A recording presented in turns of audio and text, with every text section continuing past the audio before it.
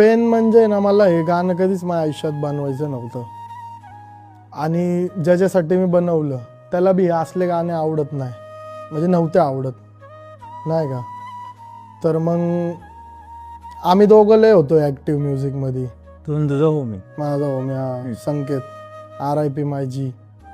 तर मग आम्ही लय असं मेंटल म्युझिक ऐकायचो दोघं, किंवा त्यासमोर कुठलं थोडं बी सॅड सॉन्ग लावलेलं त्याला नव्हतं आवडत. तो फुल टाईम नाही का झोनमध्येच असायचा. त्याचं नाव बी झोन ठेवलं होतं आम्ही. मग तो आणि मी पण, त्याने आणि मीनी पण लय सोबत गाणे बनवले बसून. मग असं करत करत आमचं तेच झालं. थोडे दिवस सगळे लांब लांब होते नाही का, कोण शिफ्ट झालं, कोण आपापल्या कामात होतं. लय दिवस तो भेटला नाही.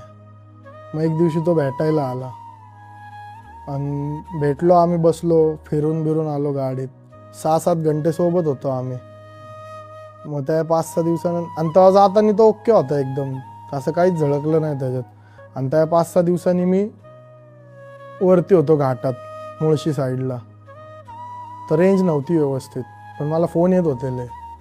मग एका मित्राचा फोन आला, तो मला म्हणला संकेतच्या घरी काहीतरी झालंय, ये. मग मी गाडी पळवत होतो, कोथरूडपर्यंत आलो. मग एकाने फोन केला की त्याने सुसाईड केलंय नाही का.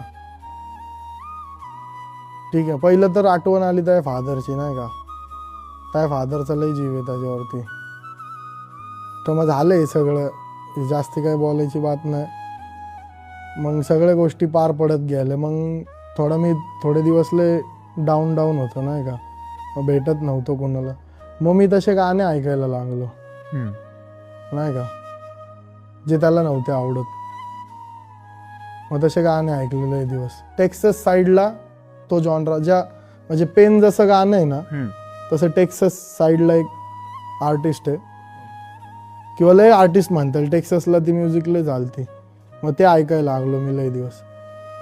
मग असंच रात्री एकटाच बसलो होतो प्यायला, ऐकत ऐकत मी गाणं बनवलं अख्खं पेन. हा, पेन गाणं. पण ते लय महिने कधीच कोणाला ऐकवलं नाही मी ते गाणं. बाकी नॉर्मली गाणे बनवायचो, सांगायचो हे एक नवीन आहे, हे एक नवीन आहे, हे एक नवीन आहे. एक दिवशी ऐकवलं सगळ्यांना. म्हणजे माझे जे मित्र आहेत की मला ज्यांना पहिलं गाणं ऐकवायला आवडतं, तशाच लोकांना ऐकवलं नाही का. म्हणजे मला त्यांचं रिॲक्शन बघायचं होतं काय.